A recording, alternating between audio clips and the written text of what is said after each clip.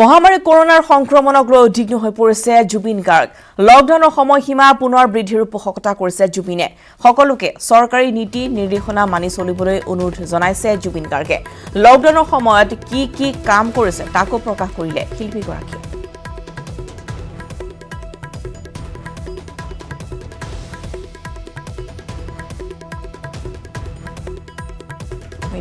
আৰু ইতিমধ্যে সীতা জখলাৰ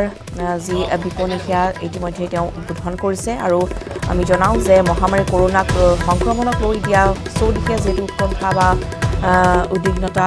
প্ৰকাশ কৰিছে এতিয়া জুবিন গাৰ্গে আৰু লকডাউনৰ যি সময়সীমা সেয়া পুনৰ বৃদ্ধিৰ তেওঁ প্ৰকাশ কৰিছে আৰু সকলোকে চৰকাৰী যি নীতি নিৰ্দেশনা আছে সেয়া মানি চলিবলৈ তেওঁ অনুৰোধ জনাইছে লকডাউনৰ সময়ছোৱাত কি কাম তেওঁ কৰিছে তাকো প্ৰকাশ কৰিছে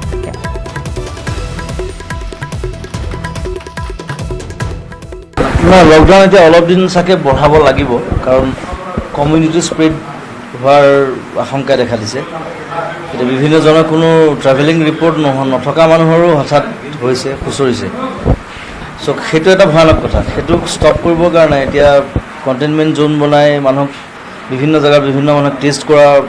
যিটো ব্যৱস্থা কৰিছে সেইটো এটা ভাল কথা হৈছে সেইটো অসম চৰকাৰক ধন্যবাদ দিছোঁ স্বাস্থ্যমন্ত্ৰী আমাৰ হিমন্ত দাক ধন্যবাদ জনাইছোঁ হিমন্ত দাৰ কালি খবৰ পালোঁ বোলে কিডনী ষ্টোন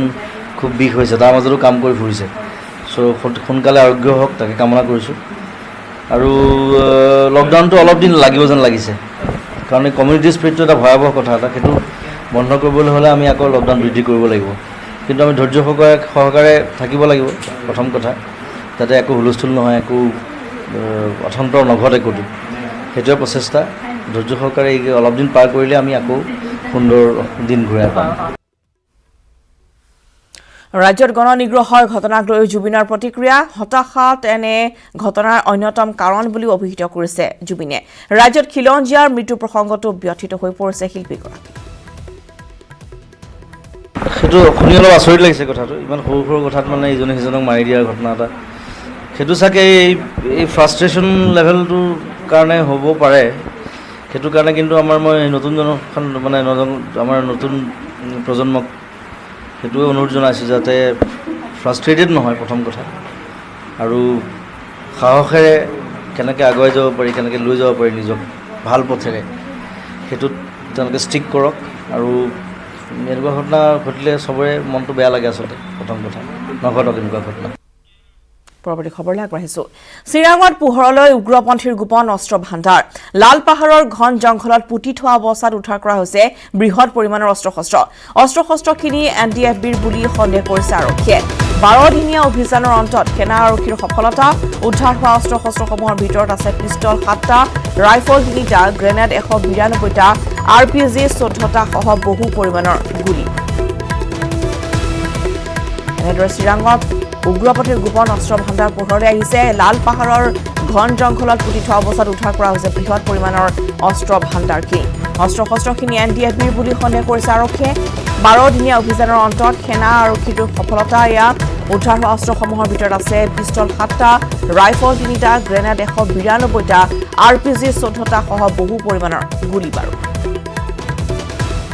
আচলতে আজি কেইবাদিন ধৰি মানে ইনফৰমেশ্যন এটা আহি আছিলে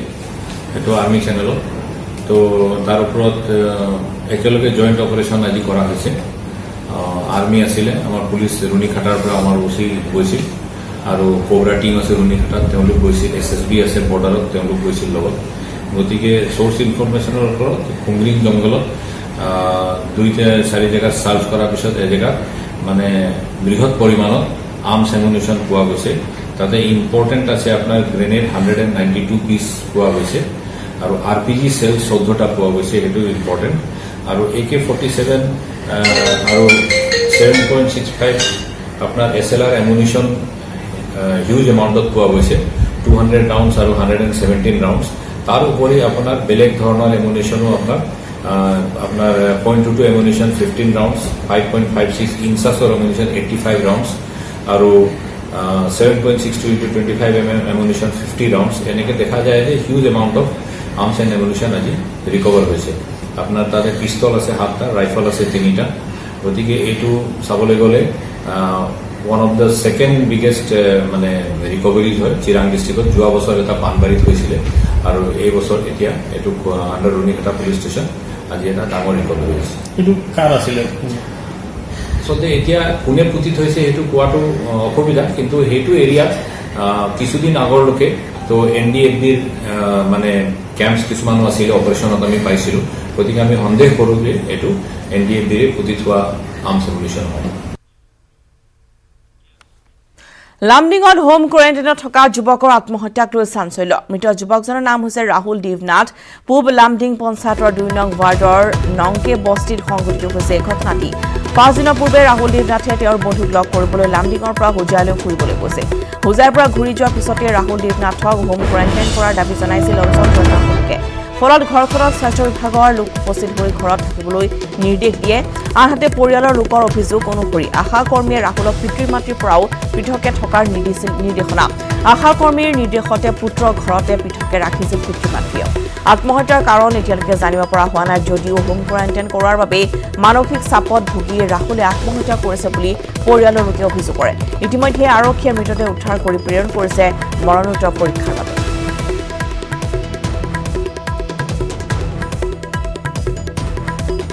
লামডিঙত হোম কোৱাৰেণ্টাইনত থকা যুৱকৰ ইতিমধ্যে মৃত্যু হোৱা কেন্দ্ৰ কৰি সৃষ্টি হৈছে চাঞ্চল্যৰ। আৰু ইতিমধ্যে আমি জনাইছোঁ যে পূব লামডিং পঞ্চায়তৰ 2 নং ৱাৰ্ডৰ নংকে বস্তিত সংঘটিত হৈছে ঘটনাটি। আত্মহত্যাৰ ঘটনাক লৈ চাঞ্চল্যৰ সৃষ্টি হৈছে। 5 দিন পূৰ্বে ৰাহুল দেৱনাথে তেওঁৰ বন্ধুক লগ কৰিবলৈ লামডিঙৰ পৰা গৈছিল হোজাইলৈ আৰু হোজাইৰ পৰা ঘূৰি যোৱাৰ পিছতে ৰাহুল দেৱনাথক হোম কোৱাৰেণ্টাইন কৰাৰ দাবী জনাইছিল স্থানীয় একাংশ লোকে। ফলত ঘৰখনত স্বাস্থ্য বিভাগৰ লোক উপস্থিত হৈ ঘৰতে থাকিবলৈ তেওঁক নিৰ্দেশ দিয়ে। আনহাতে পৰিয়ালৰ লোকৰ অভিযোগ যে আশা কৰ্মীয়ে ৰাহুলক পিতৃ মাতৃৰ পৰাও পৃথকে থকাৰ দিছিল নিৰ্দেশনা। আৰু আশা কৰ্মীৰ নিৰ্দেশতে পুত্ৰক ঘৰতে পৃথকে ৰাখিছিল পিতৃ মাতৃয়েও। আৰু তাৰ পিছতেই মানসিক চাপত ভুগি ৰাহুলে আত্মহত্যা কৰা বুলি পৰিয়ালৰ লোকে অভিযোগ কৰিছে। এজন 18 বছৰীয়া ল'ৰা ছুইচাইড কৰিছে বুলি গম পালোঁ, খবৰ পালোঁ। পাই আমি লগে লগে গ'লোঁ। মেজিষ্ট্ৰেট আমাৰ সঞ্জীৱ দাস ছাৰো গ'ল। আমি গৈ পিনি ডেড বডি আমি ঘৰৰ ভিতৰত সেনেকুৱা অৱস্থাত পাই আমি আমাৰ চকুৰ সন্মুখতে নমাই আমি মেজিষ্ট্ৰেটে ইনকুৱেষ্ট কৰিলে আৰু ইনকুৱেষ্ট কৰাৰ পিছত আমি পষ্টমৰ্টমৰ কাৰণে আমি থানাত লৈ আহিলোঁ। এতিয়া মৰাৰ কাৰণটো ক'ব নোৱাৰি, কাৰণ এতিয়াতো তেওঁলোকে কোৱা মতে ল'ৰাটো মানে ঠিকেই আছিলে। ল'ৰাটো হোজাইৰ পৰা আহিছিলে যোৱা 10 তাৰিখৰ দিনাখন। 10 তাৰিখে হোজাইৰ পৰা আহিছিলে, বায়েকৰ ঘৰত গৈছে বুলি কৈছিলে। আৰু একদিন বায়েকৰ ঘৰত থাকি পিনি হোজাইৰ পৰা সি খোজকাঢ়িয়ে গুচি আহিলে বুলি কৈছে। আৰু যেতিয়া হোজাইৰ পৰা আহিলে তেতিয়া সি ফেচবুকত কিবা এটা লাইভ দিছিলে যে সি হোজাইৰ পৰা খোজকাঢ়ি আহি আছে। সেই বস্তুটো কোনোবা বহুত মানুহে দেখা পাইছে আৰু তাতে মানে লোকেল আমাৰ আশাকৰ্মী এগৰাকী ঘৰ, তেওঁ সেই ফেচবুকৰ লাইভটো দেখা পায়। তেওঁ লগে লগে তেওঁলোকৰ ঘৰত আহি তেওঁক ক'লে যে তুমিতো হোজাইৰ পৰা আহিছা, গতিকে তুমি ঘৰতে থাকিবা, ইফালে ঘূৰি নুফুৰিবা, মানুহ ৰাইজে এনে কমপ্লেইন কৰিব, তুমি ঘৰতে থাকিবা, এইবুলি তেওঁ উপদেশ দি গুচি গ'ল। কোৱাৰেণ্টাইন কৰাই হোৱা নাই, এইটো আমি ষ্টিকাৰ লগোৱাই নাই। জাষ্ট কালি কৈছিলোঁ যে হোজাইৰ পৰা খোজকাঢ়ি আহিছে, ল'ৰাটো কিবা সংক্ৰমণ হৈ যাব পাৰে, মানে কাৰণ খোজকাঢ়ি অহা যোৱাটো মানে এটা সংক্ৰমণৰ হেৰি থাকে, মানুহৰ গাত লাগি যাব পাৰে, কিবা বা ক'ত বহিছেও এনেকুৱা হৈ যাব পাৰে। সেইকাৰণে আমি তাক কৈছিলোঁ যে তুমি কেইদিনমান ঘৰত থাকিবা, ঘৰৰ পৰা নোলাবা। এইটোৱেই, আৰু একো কোৱা নাই। ইতিমধ্যে জনাইছোঁ যে গুৱাহাটীত দৈনিক বৃদ্ধি হৈ আছে কণ্টেইনমেণ্ট জোনৰ সংখ্যা। বৰ্তমান গুৱাহাটীৰ 80টাকৈ স্থানত সক্ৰিয় কণ্টেইনমেণ্ট জোন। 109টা স্থানক ঘোষণা কৰা হৈছে কণ্টেইনমেণ্ট জোন হিচাপে। শেহতীয়াকৈ কৰোনা আক্ৰান্তৰ সংখ্যা বৃদ্ধিৰ বাবে বাঢ়িছে কণ্টেইনমেণ্ট জোনৰ সংখ্যা। সোমবাৰে গুৱাহাটীত নতুনকৈ 15টা স্থানত কণ্টেইনমেণ্ট জোন ঘোষণা কৰা হৈছে। 1 নং বিৰুবাৰী গোপীনাথ নগৰ কণ্টেইনমেণ্ট জোন ঘোষণা কৰা হৈছে। কণ্টেইনমেণ্ট জোন ঘোষণা কৰা হৈছে 2 নং বিৰুবাৰী গোপীনাথ নগৰো। কণ্টেইনমেণ্ট জোনত সোমাইছে 4 নং 8 গাঁও অঞ্চল। পাণ্ডুৰ ফেৰীঘাট কলনীকো কণ্টেইনমেণ্ট জোন ঘোষণা কৰা হৈছে। কণ্টেইনমেণ্ট জোনৰ ঘোষণা কৰা হৈছে 3 নং বিষ্ণুপুৰ অঞ্চল, মালিগাঁও ৰেষ্ট কেম্প। কণ্টেইনমেণ্ট জোন ঘোষণা বিষ্ণুপুৰৰ বিমলা নগৰত। আৰু এই সমগ্ৰ ঘটনাখনৰ ওপৰত শেহতীয়া খবৰ আমি লাভ কৰিম আমাৰ সতীৰ্থ সাংবাদিক হীৰক জ্যোতিমালাকৰ পৰা। হীৰক, আপোনাৰ কাষলৈ আহিছোঁ। আৰু কৰোনা আক্ৰান্তৰ সংখ্যা যিমানে বৃদ্ধি পাইছে, সমান্তৰালভাৱে গুৱাহাটী মহানগৰীত কিন্তু কণ্টেইনমেণ্ট জোনৰ সংখ্যাও বৃদ্ধি পাবলৈ ধৰিছে। হীৰক। চাওক ৰশ্মিতা, গুৱাহাটীত দৈনিক কণ্টেইনমেণ্ট জনসংখ্যা বৃদ্ধি পাবলৈ ধৰিছে আৰু আজিৰ দিনত অৰ্থাৎ 16 তাৰিখলৈকে যে চাব যায় 16 তাৰিখলৈকে কণ্টেইনমেণ্ট 16 তাৰিখৰ পুৱাৰ ভাগলৈকে কণ্টেইনমেণ্ট জনসংখ্যা বৰ্তমান হৈছে 80টা আৰু ইয়াৰ 80টাই সক্ৰিয় অৱস্থাত আছে বিশেষকৈ 109টা কণ্টেইনমেণ্ট জোন ইতিমধ্যে নিৰ্ধাৰণ কৰি দিছে জিলা প্ৰশাসনে আৰু স্পেনিছ গাৰ্ডেনৰ পৰা এই কণ্টেইনমেণ্ট জোন আৰম্ভ হৈছিল সাধাৰণতে স্পেনিছ গাৰ্ডেনৰ যি মনীষ ত্ৰিপুৰাল নামৰ যিজন লোক আছিলে সেই দুজনৰ কৰোণা পজিটিভ পোৱাৰ পিছতে সেই স্থানটো কণ্টেইনমেণ্ট জোন হিচাপে ঘোষণা কৰা হৈছিল আৰু আজিৰ দিনত যদি চাব যায় কণ্টেইনমেণ্ট জনসংখ্যা সেই তাৰ পৰা আৰম্ভ হৈ 109টালৈ বৃদ্ধি হৈছে আৰু বিশেষকৈ কণ্টেইনমেণ্ট জোন যিসমূহ হৈছে তাৰে বেছিভাগ অঞ্চলত যিসকল কৰোণা আক্ৰান্ত হৈছে তাৰে কোনো বেছিভাগ মানুহৰ কোনো ধৰণৰ ট্ৰেভেল হিষ্ট্ৰী নাই ট্ৰেভেল হিষ্ট্ৰী নথকাকৈ মানুহ কৰোণা আক্ৰান্ত হৈছে এয়া এক গুৱাহাটী মহানগৰীৰ বাবে উদ্বেগজনক বিষয় হৈ পৰিছে বস্তি এলেকাসমূহ যদি চাব যায় বস্তি এলেকাসমূহত সাধাৰণতে COVID-19 পজিটিভ পোৱা গৈছে আৰু যিবোৰ কোনো ধৰণৰ ট্ৰেভেল হিষ্ট্ৰী নাই বা কাৰো লগত কৰোণাৰ ৰোগীক লগ পোৱা নাই বা এনেধৰণৰ কোনো ধৰণৰ সংস্পৰ্শ অহা নাই কিন্তু এক কথাত যদি চাবলৈ যায় যিবোৰ ব্যৱসায় আছে বা যিবোৰ দোকানী আছে সেই দোকানীৰ বেছিভাগৰ যিহেতু COVID-19 পজিটিভ পোৱা গৈছে কাৰণ যিবোৰ গুদাম আছে সেই গুদামৰ সংস্পৰ্শলৈ আহে বা অনা নিয়া কৰে বস্তু সেই তাৰ সংস্পৰ্শত আহিও কিছু সংখ্যক লোকৰ যিহেতু COVID-19 পজিটিভ পোৱা গৈছে বুলি জানিব পৰা গৈছে আৰু বস্তি এলেকা যদি চাব যায় কালি একে আজাদৰ যিটো বস্তি এলেকা আছিলে সেই বস্তি এলেকাৰ একেলগে 12জন লোকৰ COVID-19 পজিটিভ পোৱা গৈছে আৰু তাৰ মূল উৎসটো বা মূল সংস্পৰ্শলৈ অহা ব্যক্তিজন যিজন আছিলে সেইজন আছিলে এজন ব্যৱসায়ী মই সেইকাৰণে কৈছোঁ যে ব্যৱসায়ীৰ পৰা বিশেষকৈ এই লোকৰ যিহেতু COVID-19 সংস্পৰ্শ হৈছে বুলি জানিব পৰা গৈছে আৰু মই ক'ব বিচাৰিম যে আজিৰ পৰা যিহেতু ৰেপিড টেষ্টৰ ব্যৱস্থা কৰা হৈছে আৰু এই ৰেপিড টেষ্ট 12টাকৈ স্থান যিহেতু জিলা প্ৰশাসন অৰ্থাৎ ৰাজ্য চৰকাৰে নিৰ্ধাৰণ কৰি দিছে সেই 50,000 টেষ্টৰ ভিতৰত যদি 500 পজিটিভ আহে তেন্তে গুৱাহাটীত পুনৰবাৰ লকডাউন হোৱাৰ পূৰ্ণ সম্ভাৱনা আছে আৰু আনকি মই এটা কথা ক'ব বিচাৰিম যে অকল সেই অঞ্চলতে 12টা স্থানেই নহয় যিসমূহ তেল ডিপু আছে বা যিসমূহ গুদাম আছে সেই গুদামসমূহ যিহেতু কণ্টেইনমেণ্ট জোন হিচাপে ঘোষণা কৰা হ'ব সেই গুদামসমূহতো টেষ্ট কৰা হ'ব বিশেষকৈ এই ক্ষেত্ৰত গুদামৰ মালিক বা তেল ডিপু মালিকে বিশেষ গুৰুত্ব প্ৰদান কৰা হ'ব আৰু আজিৰ পৰা যি 30 তাৰিখলৈকে এই যি স্বাব লোৱা হ'ব সেই স্বাবৰ ফলাফল 2 দিন অথবা 3টা দিনৰ ভিতৰত আহি পৰিব কিন্তু উদ্বেগজনক বিষয়টো হৈ পৰিছে যে যিভাগে কণ্টেইনমেণ্ট জনসংখ্যা বৃদ্ধি হৈছে সেইভাগেও কৰোণা ৰোগীৰ সংখ্যা বৃদ্ধি হ'বলৈ ধৰিছে গুৱাহাটী মহানগৰীত সেয়া এক তাৎপৰ্যপূৰ্ণ বিষয় হৈ পৰিছে আৰু যিহেতু মই ক'ব বিচাৰিম যে যিহেতু বহিৰাজ্যৰ পৰা ইতিমধ্যে কেৰেলা আৰু বেংগলোৰৰ পৰা ৰেল আহি 9খনকৈ ৰেল আহিছে কালি আৰু 9খনকৈ ৰেলত 15,000 যিহেতু শ্ৰমিক আৰু ছাত্ৰ ছাত্ৰী আহিছে সেয়া এক উদ্বেগজনক বিষয় কিয়নো তাৰ পৰা বেছিভাগৰে যিবোৰ চেপ লোৱা হ'ব তাৰ হয়তো কৰোণা পজিটিভ পোৱাৰ সম্ভাৱনা আছে আৰু স্বাস্থ্যমন্ত্ৰী হিমন্ত বিশ্ব শৰ্মাই এটা কথা স্পষ্টকৈ কৈছে যে যোৱা এটা সপ্তাহত বা অনাগত এটা সপ্তাহত কৰোণা ৰোগীৰ সংখ্যা এতিয়া যিমান আছে তাতকৈ বৃদ্ধি হোৱাৰ সম্ভাৱনা আছে কাৰণ এই দুখন কৰ্ণাটক আৰু যিহেতু কেৰেলাৰ পৰা কোনো ধৰণৰ ৰেল অহা নাছিল যিহেতু বিশেষ ৰেলৰ ব্যৱস্থাও কৰা নাছিল কিন্তু এতিয়া বৰ্তমান বিশেষ ৰেলৰ লগতে শ্ৰমিক ৰেলৰ ব্যৱস্থা কৰা হৈছে তাৰ প্ৰতি লক্ষ্য ৰাখি যিহেতু কৰোণা আক্ৰান্ত ৰোগীৰ সংখ্যা বৃদ্ধি পোৱাৰ সম্ভাৱনা প্ৰকট হৈ পৰিছে আৰু যিহেতু বস্তি অঞ্চলৰ কথা পুনৰবাৰ ক'ব বিচাৰিম যে বস্তি অঞ্চলত যিহেতু মুম্বাইৰ ধাৰাবীৰ নিচিনাকৈ বস্তি অঞ্চলতো মহানগৰীৰ যিবোৰ বস্তি অঞ্চল আছে সেই বস্তি অঞ্চলত কৰোণা সংক্ৰমণৰ সংখ্যা অধিক বৃদ্ধি হোৱাটো এক তৎপৰ হৈ পৰিছে জিলা প্ৰশাসন আৰু জিলা প্ৰশাসনে ইতিমধ্যে বিভিন্ন ধৰণৰ ব্যৱস্থা গ্ৰহণ কৰা হৈছে আৰু জিলা প্ৰশাসনৰ ব্যৱস্থা অনুসৰি যিবোৰ কণ্টেইনমেণ্ট জোন থাকিব সেই কণ্টেইনমেণ্ট জোনত তেওঁলোকে 14 দিন ধৰি কোনো ব্যক্তি অহা যোৱা কৰিব নোৱাৰিব আৰু মই যিটো স্থানত উপস্থিত আছোঁ এই স্থানতো ৰূপনগৰ এই স্থানত দেখিব আপুনি আৰক্ষী আৰু অৰ্ধসামৰিক বাহিনীৰ লোক উপস্থিত আছে আৰু কোনো কেৱল জৰুৰী যিবোৰ সেৱা আছে সেই জৰুৰী সেৱাৰ বাহিৰে কোনো এজন লোকক জৰুৰী সেৱাৰ লগত জড়িত যিসকল লোক সেই লোকসকলকে অহা যোৱা কৰিব দিছে কিন্তু বাকী কোনো লোকক অহা যোৱা কৰিব দিয়া নাই আৰু বিশেষকৈ অসমত যিহেতু COVID-19 আক্ৰান্ত সংখ্যা 4,000 ঘৰ স্পৰ্শ কৰিছে কিন্তু সমান্তৰালকৈ চাব যায় 2,000 অধিক লোকে যিহেতু ডিছচাৰ্জ লাভ কৰিছে ইয়াতে এক সুখবৰ বুলি ক'ব লাগিব কিন্তু যিভাগে বৃদ্ধি হৈছে গুৱাহাটী মহানগৰীত সংক্ৰমণৰ আৰম্ভণি হৈছে সেই সংক্ৰমণৰ আৰম্ভণি সকলোৱে চিন্তাৰ কাৰণ কৰিছে আৰু মই কৈছোঁ যে ৰেপিড টেষ্টৰ যি ব্যৱস্থা কৰা হ'ব সেই ৰেপিড টেষ্ট যিসকল যদি কোনো অঞ্চলত বা কোনো এটা স্থানত যদি অধিক মানুহ সমাবেত হয় সেই স্থানতো ৰেপিড টেষ্টৰ ব্যৱস্থা কৰা হ'ব তেল ডিপুৰ ৰেপিড টেষ্টৰ ব্যৱস্থা কৰা হ'ব আৰু লগতে হোটেল বা ৰেষ্টুৰেণ্ট যিসমূহ আছে জিলা প্ৰশাসনৰ যি নজৰত কেইবাখনো ৰেষ্টুৰেণ্ট আছে বা ধাবা আছে কিয়নো ধাবা আৰু ধন্যবাদ জনাইছোঁ আমি হিৰক আপোনালৈ আৰু এনেদৰে কণ্টিনিউ ঘোষণা কৰা আছে ৰূপনগৰৰ পৰা হিৰকে দেখুৱাইছে যে কেনেধৰণে বৰ্তমান চিল কৰি দিয়া হৈছে সেই অঞ্চলসমূহৰ ইতিমধ্যে 80টাকৈ কণ্টেইনমেণ্ট জোন বৰ্তমান সক্ৰিয় হৈ আছে গুৱাহাটী মহানগৰীত আৰু ইতিমধ্যে আমি জনাইছোঁ যে যিসমূহ কণ্টেইনমেণ্ট জোন হিচাপে ঘোষণা কৰা হৈছে সেইসমূহ সম্পূৰ্ণৰূপে প্ৰৱেশ আৰু প্ৰস্থানৰ স্থান বৰ্তমান সম্পূৰ্ণৰূপে বন্ধ কৰি দিয়া হৈছে আৰু নিৰাপত্তাৰক্ষীতা নিয়োগ কৰা হৈছে সমান্তৰালভাৱে যি বস্তু তেওঁলোকৰ প্ৰয়োজন হ'ব সেইসমূহ ইতিমধ্যে প্ৰশাসনে যোগান ধৰিছে সেই অঞ্চলবাসীক বাতৰিৰ মাজলৈ গুৱাহাটীত দৈনিক বৃদ্ধি পাইছে কৰোণা আক্ৰান্তৰ সংখ্যা আজিৰ পৰা 30 জুনলৈকে গুৱাহাটীত 50,000 লোকৰ নমুনা সংগ্ৰহ কৰা হ'ব পুৱা 9 বজাৰ পৰা 12 স্থানত সংগ্ৰহ কৰা হ'ব নমুনা GMCHৰ OPD MMCHৰ OPD ধীৰেনপাৰাৰ FRUত কৰিব পাৰিব টেষ্ট পাণ্ডুৰ FRU উলুবাৰী নগৰ চিকিৎসালয় দিছপুৰ ৰাজধানী চিকিৎসালয়তো কৰিব পাৰিব টেষ্ট খানাপাৰা ৰাজ্যিক চিকিৎসালয় 6 মাইল ভেটাপাৰা ৰাজ্যিক চিকিৎসালয় লখৰা ৰাজ্যিক চিকিৎসালয় বামুণী মৈদামৰ পূব গুৱাহাটী ৰাজ্যিক চিকিৎসালয়ত কৰা হ'ব পৰীক্ষাসমূহ শান্তিপুৰৰ পশ্চিম গুৱাহাটী ৰাজ্যিক চিকিৎসালয় আৰু ওদালবাকৰা স্বাস্থ্য কেন্দ্ৰতো কৰিব পাৰিব নমুনা পৰীক্ষা 50,000 টেষ্টৰ পিছত গুৱাহাটীত লকডাউনৰ সিদ্ধান্ত ল'ব চৰকাৰে কৰোনা আক্ৰান্তৰ সংখ্যা বৃদ্ধি হ'লে হ'ব পাৰে লকডাউন আমি পুনৰবাৰ জনাওঁ যে গুৱাহাটী মহানগৰীত প্ৰতিটো দিনতেই আক্ৰান্তৰ সংখ্যা বৃদ্ধি পাবলৈ লৈছে আৰু তাৰ বাবে আজিৰ পৰা 30 জুনলৈকে গুৱাহাটীত 50,000 লোকৰ নমুনা সংগ্ৰহ কৰা হ'ব স্বাস্থ্য বিভাগে গ্ৰহণ কৰিছে এই বিশেষ পদক্ষেপ 50,000 লোকৰ নমুনা তেওঁলোকে সংগ্ৰহ কৰিব পুৱা 9 বজাৰ পৰা 12টাকৈ স্থানত সংগ্ৰহ কৰা হ'ব নমুনাসমূহ GMCHৰ OPD MMCHৰ OPD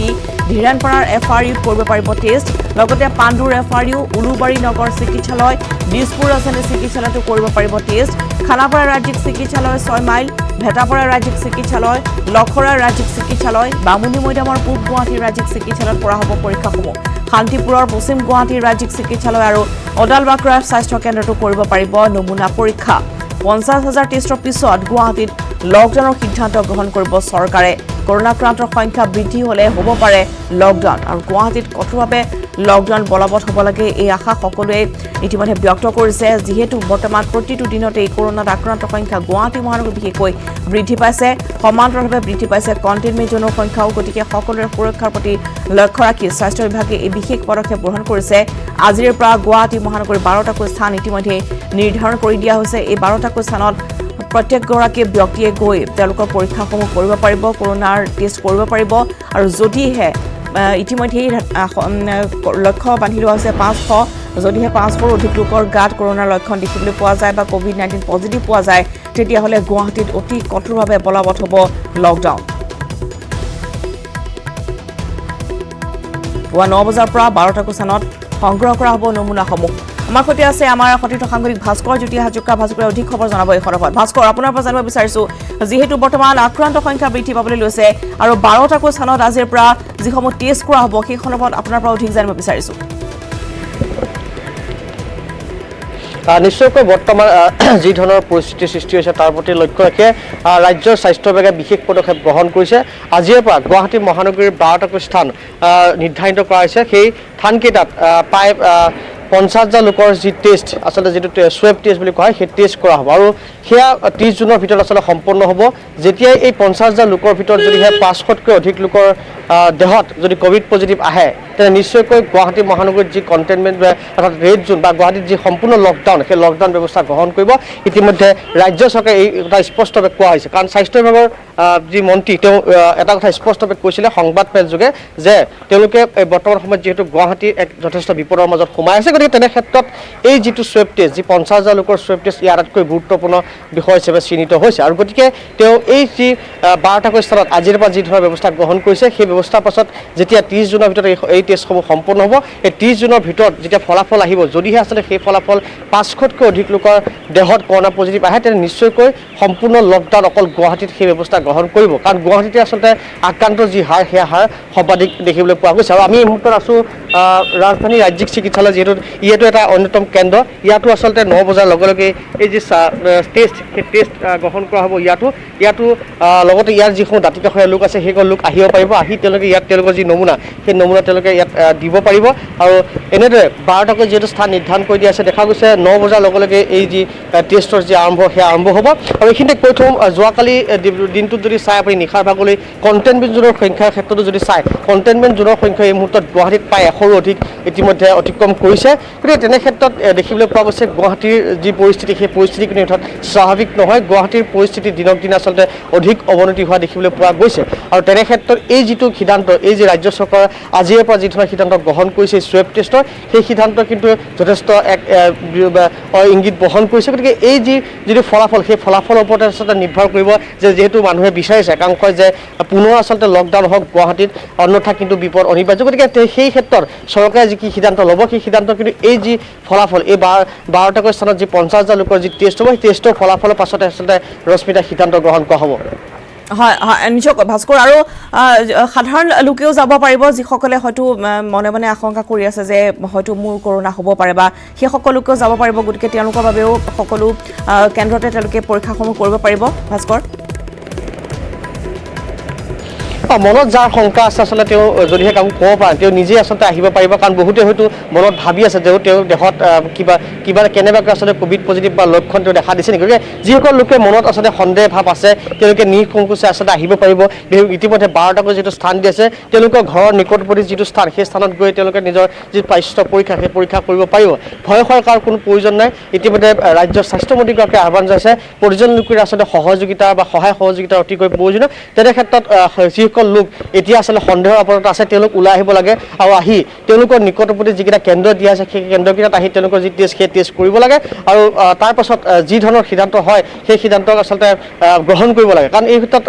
ইতিমধ্যে মই যিটো কৈছোঁ যে বৰ্তমান সময়ত যদি চাই আপুনি গুৱাহাটীৰ যি স্বাভাৱিক অৱস্থা সেই স্বাভাৱিক পৰিৱেশ বা স্বাভাৱিক অৱস্থা নাই দিনক দিনে আচলতে গুৱাহাটীৰ যি পৰিৱেশ সেই পৰিৱেশ আচলতে অৱনতি ঘটিছে আৰু সেই প্ৰতি লক্ষ্য ৰাখি আচলতে চৰকাৰে এই ধৰণৰ সিদ্ধান্ত গ্ৰহণ কৰা হৈছে কাৰণ যদি চাই